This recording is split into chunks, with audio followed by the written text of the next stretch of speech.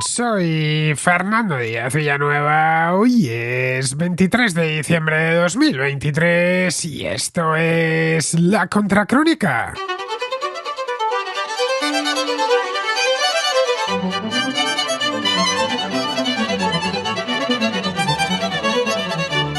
Bienvenidos al contraplano navideño, aunque no hay ninguna película navideña, según estoy viendo aquí, de las que he seleccionado para el programa de hoy, que son unas cuantas, a ver cuánto me da para cada una.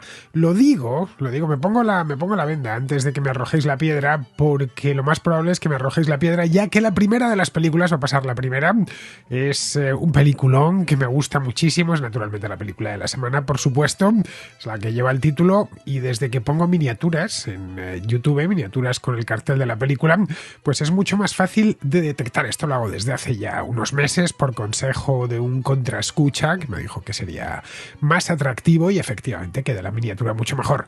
Los que lo escuchéis a través de iVoox, pues ahí no hay miniatura, así que no podéis ver la miniatura, en este caso de Cowboy de Medianoche. Bueno, en el caso de que queréis participar, voy a pasar rápido con el número de WhatsApp al que tenéis que enviar vuestras críticas cinematográficas, bueno, o seriegráficas, o documentalográficas, o todo lo que tenga que ver con movimiento, o videojuegográficas también, que por aquí han pasado ya unos cuantos super éxitos videojuegueros a los que yo no juego en ningún caso, porque videojuegos, pues la verdad es un género que no trabajo mucho, todo hay que decirlo, pero que me agrada que me los traigáis, y me consta además que sois muchos los aficionados a los videojuegos aquí en el Contraplano.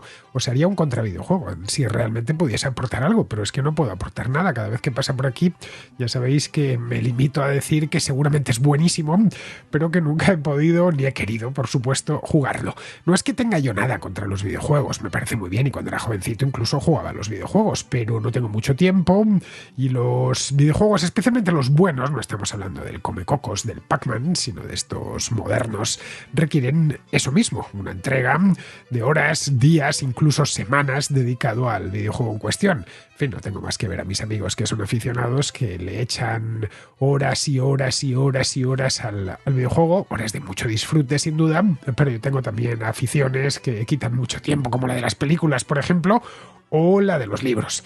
Bien, los libros los veremos la semana que viene. Bien, en el caso de que queráis participar, no tenéis más que enviar vuestras notas de voz al siguiente número, 690-82-7909, al siguiente número de WhatsApp. No me enviéis no me dejéis no me llaméis y penséis que aquí hay un contestador automático o algo así. No, ni muchísimo menos. WhatsApp. Le dais a lo de grabar, el 690-82-7909, 34 delante, porque es un teléfono español, y 34 es el código internacional de España. Grabáis vuestra nota de voz, que debería durar, en un mundo ideal, en un contraplano ideal, debería durar entre 3 y 4 minutos para que os dé tiempo a explicaros bien, y debería sonar bien, no perfecto. A ver, entiendo que no tenéis el mismo estudio que tengo yo aquí, pero los móviles, los micrófonos de los móviles graban bastante bien, sobre todo si hay silencio alrededor. Son muy traicioneros, eso sí, porque es que lo captan todo. Si uno graba en la calle, se oye hasta uno que se está sonando a las narices en el otro extremo de la plaza. Bueno, pues ese se oye también, eso también lo capta. Bueno, y no es la idea de que pase eso por aquí, por el contraplano. Bien, pues dicho esto, pasamos ya al contraplano de hoy.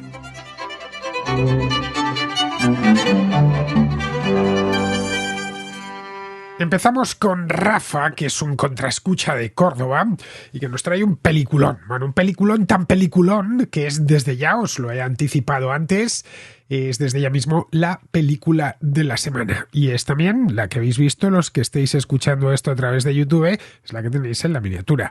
Me refiero, y se refiere Rafa, a Cowboy de Medianoche. Te mando este mensaje porque me gustaría participar en el contraplano para hacerte un análisis de una de mis películas favoritas, Cowboy de Medianoche. Dirigida en 1969 por el director británico John Schlesinger, es una película que en mi opinión se puede considerar como un drama y también como un documental de la sociedad neoyorquina de finales de los 60. En esta película el protagonista es Joe Buck, que interpreta a John Boyd en uno de los mejores papeles de su carrera. Y se trata de un joven tejano que trabaja como fregaplatos en un local de mala muerte, que decide dejar atrás su anodina existencia y se marcha a Nueva York con todos sus ahorros para tratar de triunfar como gigoló. Al principio surge uno de los momentos icónicos de la película, que es para mí cuando parte hacia Nueva York vestido de cowboy, que es, digamos, la imagen que él tiene de sí mismo de que puede triunfar y dirigirse al éxito valiéndose de su encanto y sus atributos naturales. Y va caminando por la ciudad con la sintonía de fondo de Harry Nilsson de Everybody's Talking, que para mí es un tema magnífico. Luego, posteriormente, se dará cuenta de que sus sueños no son tan fáciles como él pensaba y se va a topar contra la cruda realidad. En una de sus escaramuzas, pues conoce a un pillo, a un pícaro que le estafa, que se llama Ratso Rizzo, al que interpreta a Dustin Hoffman, que también hace muy buen papel en la película. Y en un principio nos resulta desagradable este personaje, pero yo creo que posteriormente lo que implora realmente es lástima, pues no deja de ser uno de tantos fracasados, sin oficio ni beneficio, que no tiene nada a lo que agarrarse y que no tiene futuro. Entre ambos va a surgir, bajo mi punto de vista, una relación quijotesca, diría yo. Pues en un principio Joe encarna, digamos, el idealismo y piensa que puede seducir a cualquier millonaria con su imagen de cowboy, pero Ratso le hace, digamos, tener las ideas más firmes y que se tienen que buscar la vida y sobrevivir. Posteriormente creo que sucede lo contrario. Joe se hace cada vez más terreno, mientras que un enfermo Ratso, cada vez más deteriorado por la tuberculosis, decide llevar a cabo su meta, que es marcharse a Miami para triunfar en la costa. La película fue finalmente un éxito de la crítica, cosechó 3 Oscars, relanzó la carrera de sus protagonistas y bajo mi punto de vista la considero muy recomendable porque es una crítica al sueño americano, nos demuestra que la sociedad de finales de los 60 era mucho más convulsa y menos edulcorada de lo que decía el American Way of Life, y por otra también es un excelente documental de la época. Así que la recomendaría a todo aquel que no la haya visto. Muchas gracias por permitirme participar en tu programa y mando desde aquí un saludo a todos los contraescuchas. Bueno, Cowboy de Medianoche o Midnight Cowboy, que es su título original en inglés, aquí no inventaron nada. La traducción se tradujo tal cual, de manera literal.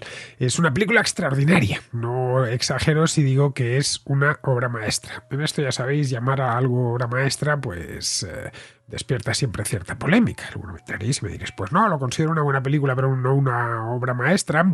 El cine, como la literatura, no es una ciencia exacta, es decirlo, que evidentemente todos tenemos claro lo que es bueno y lo que es malo, aunque para eso también hay opiniones, pero la diferencia entre una buena y una mala película más o menos solemos estar todos de acuerdo. Ahora bien, cuán mala es o cuán buena es, ya es algo muy individual. A mí personalmente, Cowboy de Medianoche me parece una obra maestra que, partiendo de una idea descabellada, casi humorística, bueno, por no decir abiertamente humorística, es la de un tipo de Texas, un paleto de Texas, nunca mejor dicho, muy bien parecido, eso sí, se va a Nueva York a vivir de las mujeres, porque él se cree que es un tipo guapísimo, alto, fuerte, y que todas pagarán en Nueva York, mujeres con dinero, se entiende, todas pagarán por estar con él. Bueno, pues a partir de ahí, de esa idea, ya digo, tan descabellada, tan humorística, tan graciosa, porque de ahí sobre esto se podría haber construido una comedia fantástica.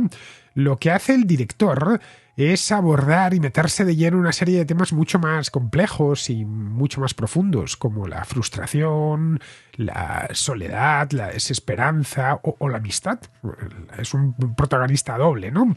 Se estrenó en el año 1969, es decir, es una película que tiene ya más de medio siglo, y el guion es una novela adaptada de un escritor estadounidense llamado James Leo Herlihy, que había escrito una novela que se titulaba igual, Cowboy de Medianoche, unos años antes, a mediados de los años 60, y se había vendido bastante bien, así que compraron los derechos y sacaron la película, adaptaron el guión, obviamente, adaptaron esa novela para el cine y la rodaron. A pesar del título, Cowboy de Medianoche no es la historia del cowboy en cuestión. No es por supuesto una historia de vaqueros ni nada de esto, al contrario, es una historia muy urbana. El cowboy en cuestión es un tipo llamado Joe Buck, que lo interpreta Jon Voight. Jon Voight jovencísimo, no el Jon Voight actual. No es la historia de este cowboy, de John Boyd, vamos, de Joe Buck. Es por supuesto, forma parte de la historia. Es la historia de dos perdedores y el extraño vínculo que les une en un momento de sus vidas en Nueva York, donde se encuentran de forma accidental. El otro perdedor, uno es John Boyd y Joe Buck, mejor dicho.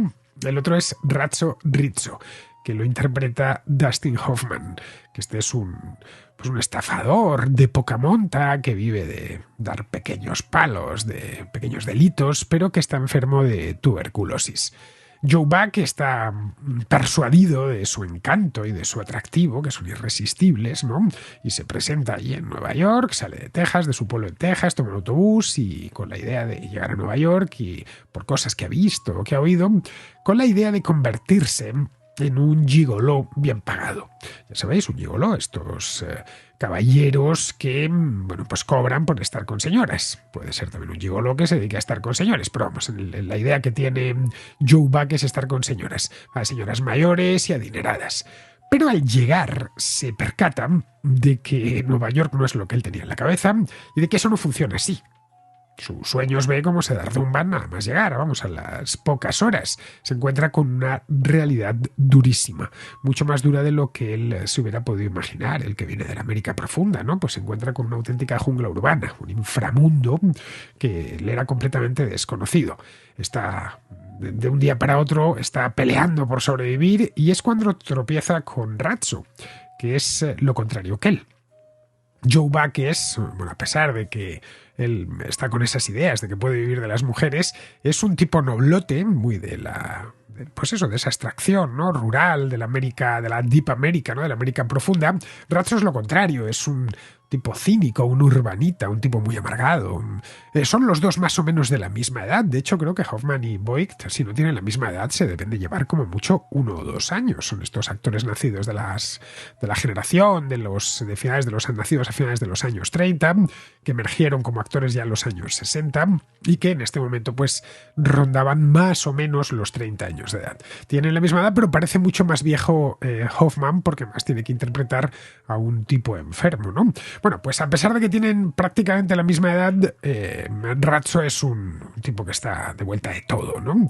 Se asocian a regañadientes y, bueno, más a regañadientes Ratso que Joe, y lo que hace Ratso es ofrecerle su inteligencia, su inteligencia callejera, por lo menos, y sus conexiones dentro de ese submundo para que consiga su sueño de convertirse en gigolo. Es decir, que los dos participan, el otro todavía lo cree posible. Bueno, este hombre es alto y es guapo, ¿no? Y tiene mucha prestancia, va además vestido con una camisa de flecos y un gorro de cowboy. La relación al principio entre los dos es puramente instrumental, es interesada, ¿no? Uno necesita al otro a ver si le puede estafar y el otro a ver si consigo unos cuantos contactos y efectivamente pues convierto mi sueño en realidad y puedo empezar a vivir de las mujeres aquí en Nueva York. Pero esto va evolucionando hacia una amistad mucho más profunda, genuina, y los personajes de hecho se sumergen en un mundo de gente muy desagradable, ambientes infames, tipos raros por todos los lados. Hoy claro, esas imágenes de decadencia urbana ya no son más familiares en buena medida gracias a esta película, ¿eh? Hasta entonces no se había hecho nada igual. Hay que tratar de colocarse en 1969 cuando esto se estrenó, cuando esta película se estrenó. La amistad se va forjando y la dependencia mutua se va forjando en esos ambientes. Os decía antes que Cabo de Medianoche es una película que parte con un planteamiento casi humorístico. No es una comedia, ni pretende serlo, es de hecho todo un drama, pero ese espíritu satírico no lo abandona. De hecho, podríamos hablar de Cabo de Medianoche como una auténtica sátira social de la ciudad de Nueva York, de los habitantes de la ciudad de Nueva York, por lo menos de ciertos círculos, de los bajos fondos y las miserias que imperan en ellos. No hay nada honorable, nada grande, nada ejemplar en ellos, que ni siquiera los malos son unos malos que puedas decir, bueno, aquí está el capo de la mafia, no, ni muchísimo menos. Bueno, empieza de hecho esta historia sugiriendo que los prostitutos, llamémoslos así, no sé si la palabra existirá, entiendo que sí, existen porque hay demanda femenina de ellos. Esta es la presunción que tiene Joe Buck. Está en Texas, ha oído hablar de esto, se lo habrán contado, lo habrá visto, qué sé yo, en alguna revista, no lo sé. Y se va para allá diciendo, bueno, aquí en Texas evidentemente de esto no hay mercado. Pero en Nueva York hay muchísimas mujeres ricas y, en fin, la moral está mucho más distraída que aquí en Texas. Se va para allá porque está convencido de que eso existe. Pero pronto descubre que ese mercado sí existe, es cierto, hay demanda de prostitución masculina, pero es básicamente homosexual. Hoy la homosexualidad se trata con muchísima naturalidad en todas las películas, en series, etc. Pero esto no era así en 1969, en absoluto, ¿eh? Era un tema, no diré tabú, pero sí, tabú. En 1969 era un tema pues casi tan tabú como el de las relaciones interraciales. Para el cine estoy hablando. Bueno, no es casual que fue a finales de los 60 cuando empezaron a verse estos temas, cuando empezaron a airearse en el cine. Adivina quién viene esta noche, es de 2 años antes, sí, del 67. Y también fue polémica, porque quien viene esa noche es el novio de la hija de un matrimonio medio estadounidense. El novio es negro, sí, y Poitier, por cierto. Adivina quién viene esta noche, nunca pasó por el contraplano, ahora que lo pienso.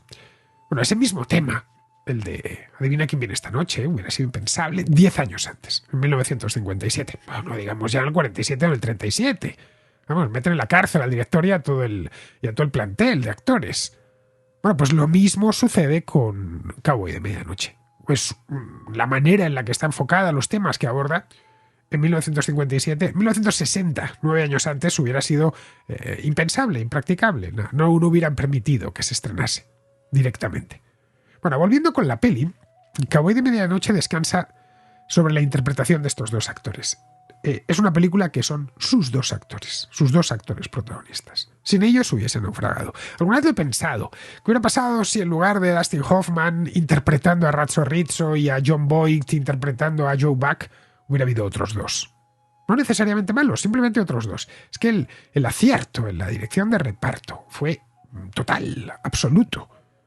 Porque además toda la película y todo el guión orbita en torno a estos dos perdedores y su odisea urbana hacia ningún sitio. Bueno, mejor dicho, ya lo ha comentado Rafa, hacia la Florida, ¿no? Porque uno de ellos, Ratso, se quiere marchar a Miami porque, bueno, sabe que allí hace mucho calor, tiene su propio sueño, ¿no?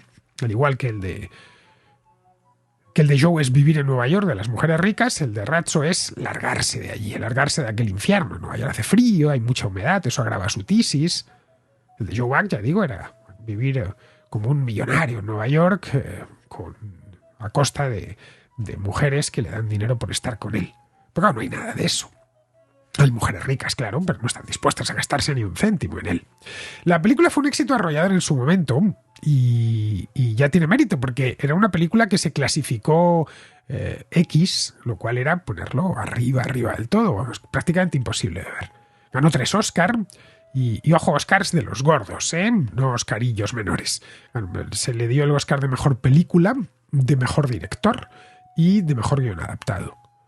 Se merecía también el Oscar de mejor actor, Pero, claro, aquí habría que hacerse una pregunta. ¿Quién es el protagonista de Cowboy de Medianoche? Realmente tiene dos. Los dos son los protagonistas. Pero la Academia solo entrega la estatuilla a uno. De hecho, en la edición de los Oscars de ese año, del 69, he ido a mirarlo ahora mientras escuchaba el mensaje de Rafa. Nominaron a los dos. Estaban los dos nominados. Tanto Hoffman como Voight entraban dentro de las nominaciones. Pero luego se lo llevó John Wayne por una película que conoceréis, Valor de Ley, en el que hace un buen papel, pero no mejor que en El Álamo. Eso sí, la Academia se lo debía a John Wayne, le habían nominado ya una vez y bueno, y se le estaban echando los años encima. Los western, además, Valor de Ley es uno de los últimos grandes western, estaban ya pasando de moda y habría ya en el futuro pocas, y él estaba ya mayor, ¿no? Debía tener entonces unos 60 años o quizá alguno más. Habría pocas oportunidades de dárselo. Bueno, yo personalmente creo que la interpretación de Hoffman y Voight en Cowboy de Medianoche es mejor que la de Wayne en Valor de Ley. Pero claro, hubiera sido muy injusto concedérselo a cualquiera de los dos individualmente. Muy injusto para el otro, se entiende. En fin, que como os decía, es una película dura, aunque visto ya, claro, desde nuestra época no lo es tanto porque se han hecho películas mucho más duras, ¿no? En aquel momento debió levantar a la gente de los cines. Bueno, como os decía antes, se calificó como X. La MPA tuvo que ponerle la máxima que tenía, superior a R, cuando se estrenó. De hecho, se convirtió Cowboy de Medianoche en la primera, bueno, y la última película calificada como X en ganar un premio de la Academia, un Oscar, como mejor película, quiero decir. En ese momento, pues ciertas cosas, los desnudos, relaciones homosexuales, pues, ese retrato descarnado que hace de la prostitución y de la propia homosexualidad, resultaron tan impactantes que tuvieron que darle esa calificación. Luego, posteriormente, unos años más tarde, la MPAA la recalificó. La recalificó como R, es decir, para mayores de edad simplemente. Y en cierto modo, la propia película, es decir, Cowboy de Medianoche, fue el responsable de su propia recalificación. ¿Por qué? Porque creó su propio subgénero. Tras ella aparecieron nuevas películas que relataban y se recreaban, incidían en el realismo sucio de la vida callejera en las ciudades, de los submundos urbanos. Con el tiempo, de hecho, esta película llegó a parecer muy suave al lado de algunos de sus herederos, ¿no?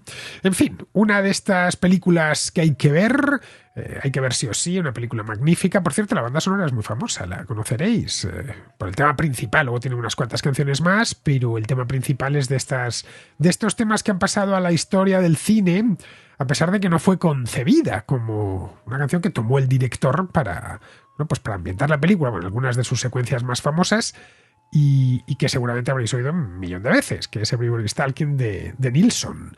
Bien, es creo que la imagen de caminando John Boyd por Nueva York, ¿no? Un tipo muy alto y tal, vestido de cowboy por la Quinta Avenida, ¿no? Con el Everybody Stalking de fondo, es casi la postal de esta película. Bien, vamos a ver dónde se puede ver. Esta película es fácil de ver, ¿eh? No penséis que es una película complicada. Lo tengo aquí delante. A ver. Aquí está. Vamos a ver. En Amazon Prime Video está en stream. Se puede ver. Amazon Prime es una plataforma que tiene mucha gente. Luego en alquiler se puede alquilar. Y se puede ver también en Filmin. En stream. Es decir, dentro del paquete base. Y luego de alquiler la tienen en Apple TV por $3,99 y la tienen también en Rakuten, según veo aquí. Bueno, pues ahí os lo dejo. La película de esta semana, es una película especialmente buena.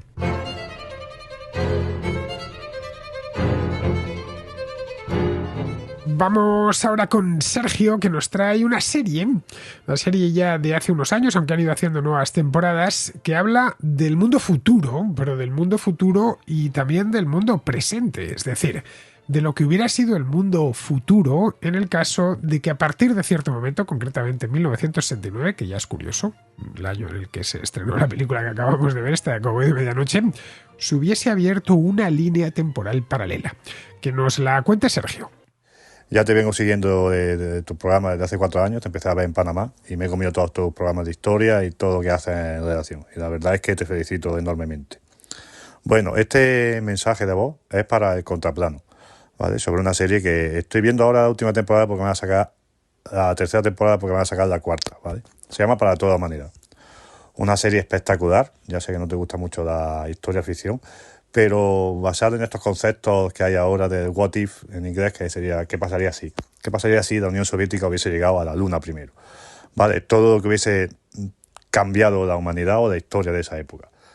Espectacular, la ambientación, la época, la evolución histórica desde los años 60 hasta los 90, ¿vale? Cómo la Unión Soviética, a raíz de estos descubrimientos, hay una guerra fría pero ya se traslada al espacio, cómo muchos países abandonan sus programas nucleares para centrarse en los programas espaciales, cómo esa tecnología se traspasa, ¿sabes? A los años 90, a los años 80, ¿sabes? Aparecen los móviles, las primeras videoconferencias, nuevos combustibles, la lucha por establecer la primera base en la Luna, luego un pacto para dividir la Luna en zona de influencia, y ya en la última temporada ya el viaje a Marte, ya en el año 90 y pico, a mediados de los 90, 96. Es decir, cómo hubiese cambiado todo el panorama, pero lo gracioso es que cómo integra todo ese cambio, pero con esa ambientación clásica de los años 70, 80, muy bien. Los actores, la evolución de los actores a lo largo de varios años, los personajes muy bien tratados, esa guerra fría para trasladar en el espacio, conflictos que pasan, que no se les dice a la humanidad, que se tapan uno a otro, espionaje contra espionaje. Muy buena, muy buena. Y la traigo ahora a colación porque es una serie que si alguien no la ha visto, que merece muchísimo la pena verla. Y ahora están a punto de sacar la 4ª temporada. Así que nada, muchas gracias por todo y enhorabuena de nuevo. Venga, un saludo. Para toda la humanidad, For All Mankind, por su título original, es una serie de historia, no sé cómo llamarlo, porque claro, historia ficción, obviamente, porque es una serie de ficción, no es un documental ni nada de eso. Es historia alternativa, podríamos llamarla, que trata o el fondo, el trasfondo, al ser una ficción, pues trata de los afanes de sus protagonistas, ¿no? Pero el tema de fondo, el trasfondo, es cómo hubiera sido el mundo si la carrera espacial nunca hubiera terminado. Es decir, nos hubiéramos mantenido en carrera espacial. La carrera espacial, desde la carrera espacial oficialmente terminó en el año 1969. La serie se estrenó en Apple TV hace unos años, en 2019, lo estoy viendo aquí. Tuvo muy buena crítica. Yo me interesé por ella, vi incluso el tráiler y lleva ya 4 temporadas, según veo. Yo no la he visto porque no estoy suscrito a Apple TV, así que nada, me he quedado con las ganas. Si tuviese oportunidad de verla, pues la vería sin problemas, aunque fuese una temporada, para ver qué tal está, ¿no? Bien, como os decía, está ambientada en una línea temporal paralela, en la que la Unión Soviética logra llevar al primer astronauta a la Luna. Y lo que hace la serie, pues a partir de ahí, es, bueno, pues seguir las vidas y las historias del personal de la NASA, ¿no? De los ingenieros, de las astronautas. Es por las críticas que yo he leído, poco más os puedo decir, que tienen ahora, claro, que van segundones, que tienen que ir compitiendo con los soviéticos. El planteamiento es similar, como vemos, a otra serie, en este caso Amazon Video, y que creo que ya ha pasado por aquí, me refiero al Hombre del Castillo, que en esta serie está desarrollada sobre una posguerra alternativa, en la que los nazis y los japoneses han ganado la Segunda Guerra Mundial. Porque desarrollan antes la bomba atómica, ¿no? Estados Unidos, además, se encuentra dividido. Hay una parte, el centro y el este del país, forma parte, no sé, de una especie de estado nazi, ¿no? Del Gran Reich nazi, y está gobernada por nazis, estadounidenses pero nazis, y en la parte oeste las rocosas son tierra de nadie, que es donde se ocultan los resistentes, y luego en el oeste, la costa oeste, los estados, California, Oregón, Washington, Nevada, es una especie de colonia de dependencia del Imperio japonés. Pero esta del Hombre del Castillo la vi en su momento y me gustó, aunque eso sí, conforme avanzaba aquella serie, fue perdiendo fuelle. La vi hace unos cuantos años. Las 2 últimas temporadas, si os soy sincero, no me convencieron mucho. Esta de Para toda la humanidad, la línea de tiempo alternativa no empieza en 1945, sino en 1969, como os decía, cuando la URSS llega a la Luna, porque Sergei Korolev no ha muerto, el padre del programa espacial soviético, murió unos años antes de la llegada del hombre a la Luna, y ha conseguido Korolev desarrollar un cohete que puede transportar una cápsula tripulada hasta la Luna. Los rusos, o los soviéticos, mejor dicho, no llegaron a la Luna porque no consiguieron desarrollar un cohete tan grande. Vamos, hicieron pruebas, pero no les salía. Que es lo que consiguió en Estados Unidos Wernher von Braun con el Saturno V.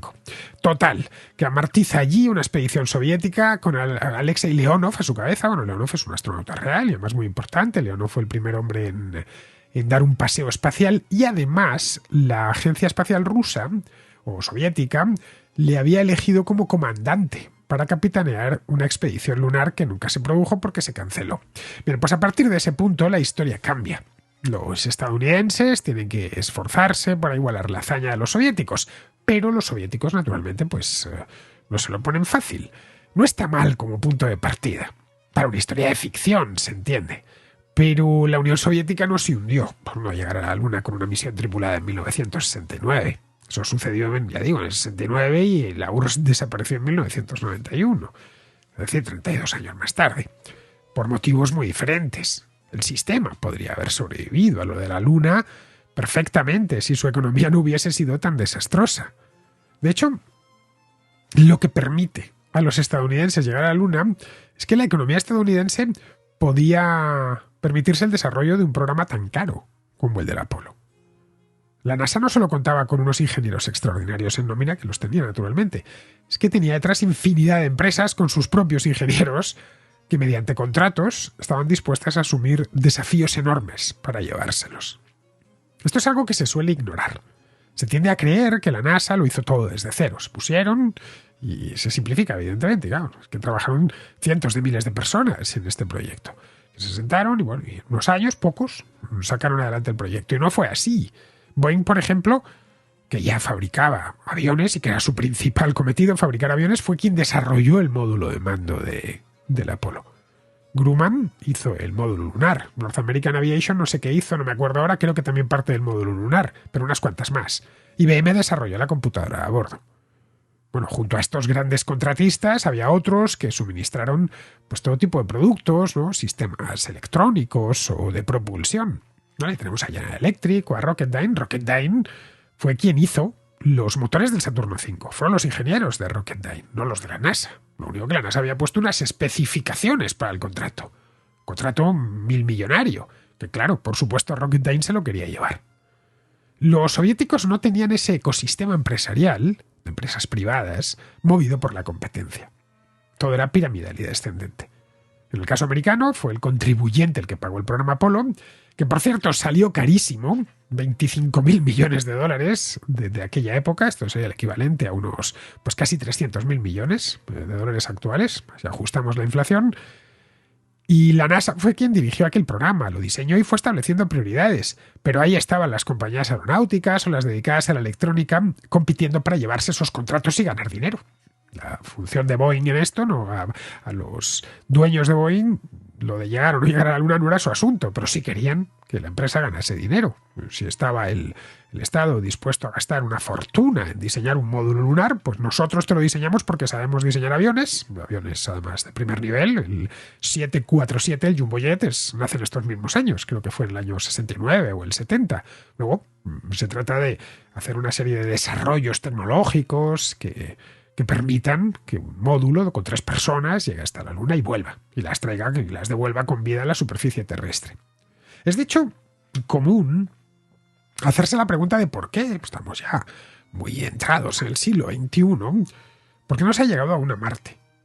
Con una misión tripulada, quiero decir, porque se ha llegado con sondas y bueno, y estos rovers, ¿no? Estos robots que caminan con ruedas y por la superficie marciana y sacan fotografías estupendas y analizan muestras. No, tripulada. Bueno, la razón es el dinero y nada más. Si el gobierno de Estados Unidos estuviese, y quien dice el de Estados Unidos dice el de China, estuviesen dispuestos a financiar la expedición como se financió la de la Luna, sin límites, una barra libre, lo que haga falta. Lo que haga falta, porque esto es la carrera espacial. Hice hace unos años, en 2019, cuando se celebraba el 50 aniversario del primer alunizaje, hice una contrahistoria sobre este tema y os contaba que fue una hazaña técnica espectacular, pero que más que en el programa de ciencia, habría que o en el presupuesto de ciencia, habría que incorporarlo en el presupuesto de propaganda. La idea era esa, de defensa, de propaganda de la defensa. Tenemos que demostrar que estamos por encima de los soviéticos y los soviéticos a su vez que estamos por encima de los estadounidenses. Bueno, en el caso de que sucediese algo así, sucediesen esas circunstancias, si se financiase adecuadamente, llegar a Marte sería una cuestión de unos años. Las empresas concurrirían a los concursos y se harían los desarrollos tecnológicos pertinentes. Que son unos cuantos, eso sí, porque claro, Marte es una apuesta muy elevada, está realmente lejos, creo que hay como 500 millones de kilómetros de la Luna a la Tierra, hay 384.000 y se tardan como 7-8 meses en llegar. Ojo, estoy dando la distancia y la duración cuando ambos planetas están configurados en sus respectivas órbitas de tal modo que ese viaje se puede realizar de una manera más o menos rápida. Bueno, eso es lo que se conoce como ventana de lanzamiento. No sé cuánto se tardaría en desarrollar todo lo que hace falta desarrollar, pero si se pone suficiente dinero encima de la mesa se conseguiría, claro está, porque ir a Marte es difícil, pero no es imposible. Vamos, que no es viajar en el tiempo ni nada de eso. Así que como punto de partida para una serie no me parece mal. Puede incluso ser muy sugerente, pero vamos, en el caso de que la Unión Soviética hubiese llegado primero a la Luna, no hubiese cambiado nada esencial. Los estadounidenses en el año 69 tenían ya el programa Apolo muy avanzado. Bueno, de hecho, alunizaron ese mismo año y hubiesen igualado la hazaña poco después. Vamos, lo mismo que sucedió con el primer satélite artificial, el primer hombre en la Luna o el primer paseo espacial. Fueron los soviéticos los primeros en hacer todo eso y no les sirvió de nada. Lo único que en este caso, pues todas las medallas se las hubiera llevado la Unión Soviética. Se llevó todas menos una, la de la Luna. Lo siguiente ya que era Marte, pero la tecnología de los años 60, finales de los 60, principios de los 70, para la nuestra ya ha pasado más de medio siglo, ya supondría todo un desafío. Para la de aquella época, difícil. Llevar las primeras cápsulas con robots que ni siquiera andaban, estos de la misión Viking del año 76, creo que fue, ya costó un dineral, y las de Carl Sagan, vamos, supongo que lo recordaréis por la conexión cósmica. Ya costó un dineral y fue toda una proeza. Digamos, ya llevar ahí un robotito. Digamos, ya en esa época llevar a 3, 4 o 5 hombres a la superficie de Marte. Pero en fin, volviendo con la serie, como os decía antes, no la he visto, así que nada os puedo decir, pero vamos, para toda la humanidad se estrenó y se produjo para Apple TV, lo que significa inevitablemente que solo está disponible ahí. Lo estoy viendo en Just Watch, no estoy hablando de oídas. Tiene 4 temporadas, aquí está, Apple TV Plus. En el caso de que estéis suscritos, pues ya sabéis, tenéis ahí una serie que no tiene mala pinta. Bien, vamos ahora con Daniel, que nos trae un documental sobre el caso Padilla, que quizá no sepáis lo que es, pero ahora os lo voy a explicar yo. Mando esta nota de voz para recomendar una película a los contraescuchas de tu programa del Contraplano. En este caso, quiero hablar de un documental. Es un largometraje documental llamado El caso Padilla. El realizador, el director y escritor de la película, que es un señor cubano llamado Pavel Hirou, hace unos 2 o 3 años, o unos años atrás, se la ingenió, consiguió sacar del país, de Cuba, unas cintas de unas grabaciones, de una reunión que se hizo, una reunión que se grabó, se filmó, una reunión que se realizó o que tuvo lugar a principios de los años 70. Y fue en la sede del Gremio de los Escritores, el Gremio de los Artistas y los Escritores de Cuba, un lugar que se llama La UNIAC, está en La Habana. En esta reunión que se hizo en los años 70, se presentó allí o compareció el poeta cubano Heberto Padilla, que justo acababa de salir de prisión, lo habían soltado unos días antes de esa reunión y básicamente lo plantaron ahí para confesar unos supuestos crímenes que él cometió contra la revolución. Es lo que eufemísticamente el régimen llamó una autocrítica, ¿no? Entonces, este teatro que hicieron ahí, esta reunión, pues la seguridad del Estado lo grabó con cámaras con tecnología de la época, con cámaras de cine, y esta grabación pues se mantuvo oculta en los archivos ahí, atesorados por ellos, hasta que de alguna manera pues este hombre pues accedió a esas grabaciones y a partir de ese material pues hizo un documental. Este documental es el que les voy a contar. Bueno, pues como sabemos bien, como debes conocer tú, pues todos estos regímenes tipo castrismo tienen una afinidad por estos procesos de autoinculpación tipo estalinista, ¿no? Autoinculpación pública, donde el que cometió el supuesto delito pues sale, reconoce todos sus pecados y reconoce ante el mundo que ya no lo va a hacer más y que se va a portar bien, ¿no?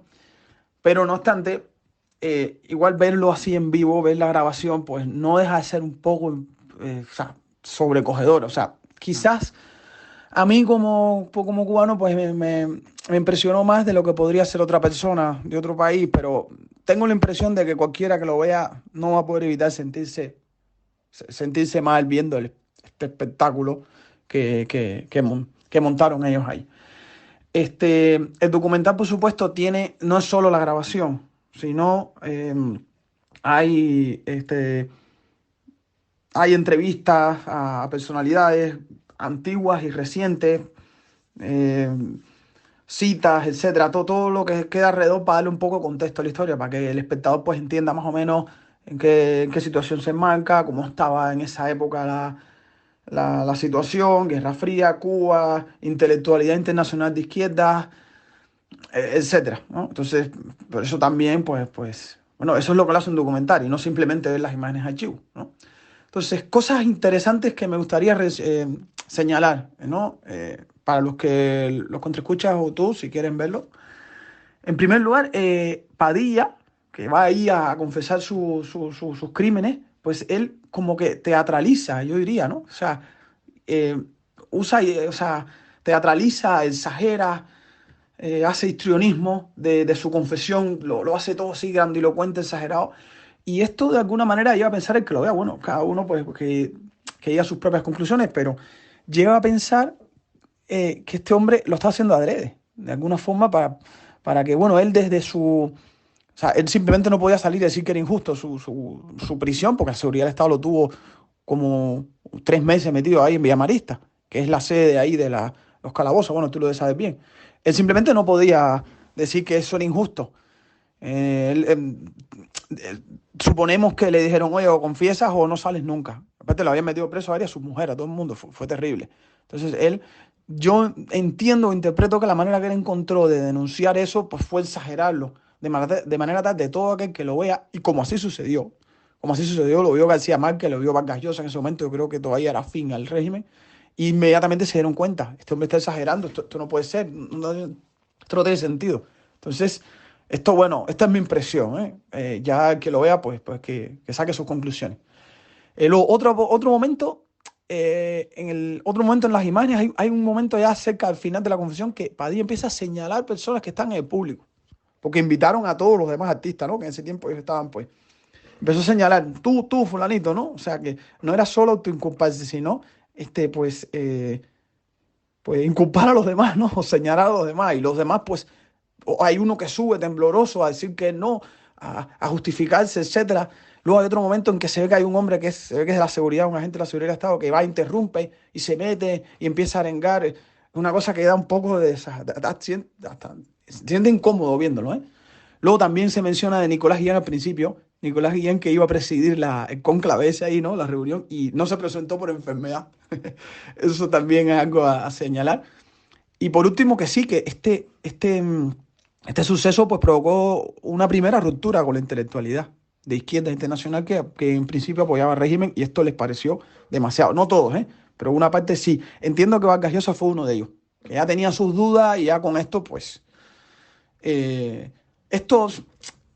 por añadir solo finalmente algún contexto histórico, esto ocurrió al principio de un proceso de represión contra los intelectuales que se conoció como el Quinquenio Gris, que fue a principios de los 70, cuando el régimen castrista estaba empezando a afianzar sus vínculos con el Camecón y con el Pacto de Varsovia, ¿no? Entonces, aquí hubo un periodo donde salieron condenados junto con Padilla. Estas personas nunca más pudieron volver a escribir en Cuba, ni a publicar, ni nada. Condenados totalmente al ostracismo. Ahí se fueron Padilla, Lezama Lima, Vigilio Piñera, el propio Reinaldo Arenas, que estaba ahí. En el documental lo señalan. Mira, él estaba sentado en esa reunión. De hecho, en su novela Antes que anochezca, yo supe de este suceso por la novela Antes que anochezca, que él lo describe. Lo interesante es ver las imágenes. Reinaldo Arenas. Todas estas personas aquí fue la ruptura. Fue cuando el régimen ya emprendió toda la represión con todas sus fuerzas contra estos intelectuales, ¿no? Artistas intelectuales. Y nada más, recomiendo encarecidamente a todos los contraescuchas que vean esto, que vean este documental. ¿Dónde encontrarlo? Pues tengo entendido que todavía está en el circuito. El año pasado estuvo, no sé, la última vez que miré, todavía se está poniendo en algún filmoteca, alguno de estos cines de autor que hay por ahí, y en algún momento pues saldrá en las plataformas, ¿no? No sé. Recomiendo muy, muy, muy fuerte a todos, incluido a ti, Fernando, si es que no lo has hecho, que vean el caso Padilla. No he visto este documental, pero sé que se hizo el año pasado. De hecho, vi hasta el tráiler. Lo tienen en Amazon en alquiler, así que un día de estos igual lo alquilo para verlo. La verdad es que no lo he alquilado todavía, porque pensaba que lo iban a pasar a la versión de catálogo normal. Bueno, estará unos meses en alquiler y luego ya pasará a estar en el catálogo de streaming. Pero no termina de bajar. Así que al final me voy a tener que rascar el bolsillo. Creo que merece la pena, eso sí. Lo que sí conozco es el caso Padilla, obviamente. El caso Padilla fue un episodio muy lamentable que sucedió en Cuba en 1971. Un poeta llamado Heberto Padilla, que murió hace ya unos cuantos años, murió creo que por ahí por el año 2000, no llegó a ver ni lo de la primavera de 2003, había muerto ya. Bueno, este tipo Padilla había sido un partidario fervoroso de la Revolución Cubana en sus primeros momentos y fue en ese momento acusado de traición y obligado a hacer una autocrítica pública. Daniel nos lo ha presentado muy bien, aunque ha hablado propiamente del documental. Bueno, el caso provocó una gran polémica internacional y supuso un golpe duro para la imagen de la Revolución Cubana en el extranjero. Por lo menos mientras estaba sucediendo y poco después. La verdad es que Castro consiguió sacudirse esa mala imagen, al menos entre la mayor parte de intelectuales, y a la vuelta de 2 años se había olvidado por completo. Padilla era un poeta cubano que había, como digo, apoyado la Revolución Cubana en su principio. De hecho, fue un castrista, pero de los castrista cultural, digamos, de los más duros en origen. Pero bueno, conforme el régimen se iba volviendo más autoritario, Padilla pues empezó a emitir algunas críticas, ¿no? Pero vamos, era alguien del régimen. Trabajaba en la Universidad de La Habana como profesor de literatura, había sido incluso corresponsal de Prensa Latina en Moscú. Vamos, que era un revolucionario intachable. Formaba parte de la élite de la intelectualidad castrista. Bien, pues este hombre en el 68 publicó una crítica a una novela llamada Pasión de Urbino, de un autor cubano llamado Lisandro Otero, que era un alto cargo del castrismo, no sé si el director del Consejo Cultural de la Revolución o algo así. Bueno, en esta crítica Padilla acusaba, no de manera muy directa, solapada, como se hacen las cosas en las dictaduras, a Otero de ser algo así como un propagandista del castrismo y que no se podía utilizar la literatura para ensalzar la revolución. Bueno, aparte de eso, que este fue uno de sus pecados, el segundo fue ensalzar la figura de Cabrera Infante, Guillermo Cabrera Infante. Bueno, concretamente de una novela que había publicado, pues creo que 1 o 2 años antes, Tres tristes tigres, esta novela con título de trabalenguas, y que había tenido mucho éxito, se había publicado en España. Bueno, pues Cabrera Infante era un escritor maldito, innombrable, que se encontraba el exiliado, estaba ya, creo que ya vivía en Londres en aquel entonces. Él terminó muriendo allí unos años después. Bueno, esta crítica provocó que el gobierno cubano se pusiese en alerta contra Padilla y empezase a hacerle la vida imposible. Al final fue detenido y sometido a interrogatorios durante, pues creo que fue más de un mes, ¿no? Estuvo detenido 1 mes y pico. También detuvieron a su mujer, una poetisa cubana llamada Belkis Cuza, y luego al final, pues en el año 1971, le obligaron a hacer una autocrítica en público ante la Unión de Escritores de Cuba, en la que se declaró culpable de traición. En esta autocrítica, bueno, pues Padilla se acusó a sí mismo y a otros escritores cubanos de ser, pues trabajar para la CIA y conspirar contra la revolución. Vamos, un proceso de Praga, pero la cubana. La autocrítica esta de Padilla pues, despertó muchísima polémica, claro, todavía en el año 71, a pesar de que Castro llevaba ya un montón de años gobernando, más de una década, seguía teniendo, especialmente entre los intelectuales, el castrismo muy buen nombre. Decían, bueno, vale, es cierto, sí, algunas se le ha ido la mano en algunas ocasiones, ya había un montón de exiliados en el 71, pero los intelectuales, especialmente los de habla hispana, lo seguían viendo con buenos ojos. Pero pues a raíz de esto de Padilla, algunos de ellos, bueno, bastantes de hecho fueron, incluido muchos que habían apoyado abiertamente y la seguían apoyando la Revolución Cubana, pensaron que aquello era, pues, no estaba bien, que estaba yendo contra la libertad de expresión y que no se podía ir contra los poetas y se habló incluso en aquel momento, a ver, yo no había nacido, no es que lo siguiese ni mucho menos, pero se habló incluso en aquel momento que ya la revolución rompía definitivamente con los intelectuales. No fue cierto. Para muchos fue una crítica con la boca pequeña. A muchos de ellos, como el propio Cortázar o Wittisolo, se les olvidó rapidísimo y años más tarde volvieron a hablar bien del castrismo y volvieron a estar en Cuba y a hacer viajes allí. Otros, como Mario Vargas Llosa, rompieron definitivamente con la Revolución Cubana. Respecto a Padilla, pues se quedó sin trabajo, malviviendo en Cuba, hasta que pudo emigrar unos años más tarde a Estados Unidos gracias a una gestión que creo que hizo Edward Kennedy, que era el senador. Se estableció en Estados Unidos como profesor, daba clases en universidades y, bueno, y ahí estuvo ya hasta su muerte, unos 30 años más tarde. Bien, el caso Padilla, el documental, quiero decir, está en varios sitios, no es como lo que hemos visto antes, la de Para toda la humanidad, que solo está en Apple TV. Este lo tengo aquí delante. A ver, está en Filmin, en alquiler, solo alquiler, ¿eh? Está en Rakuten, está a Contra Plus, Movistar Plus y Amazon. Bueno, en Amazon sale por 4,99. Que es bien caro, porque en Filmin sale más barato, por 3,95, por €1 menos. Pero bueno, si tenéis interés, yo igual me la veo hoy. No lo sé, ahora que me he puesto, que me lo he refrescado mientras os contaba esto, la historia de Padilla, pues igual me rasco el bolsillo. Aprovechar que es Navidad. 4,95, tampoco es tanto dinero. Eso sí, solo alquiler, solo alquiler, que eso luego a los 2 días desaparece. Dispones de ello apenas unas horas, pues lo justo para podértelo ver.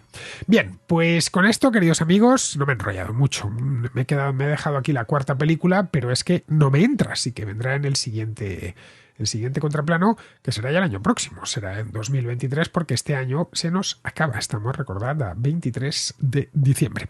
Bien, pues con esto, queridos amigos, terminamos ya la contra de hoy, el contraplano. Y os invito a que regreséis por aquí mañana.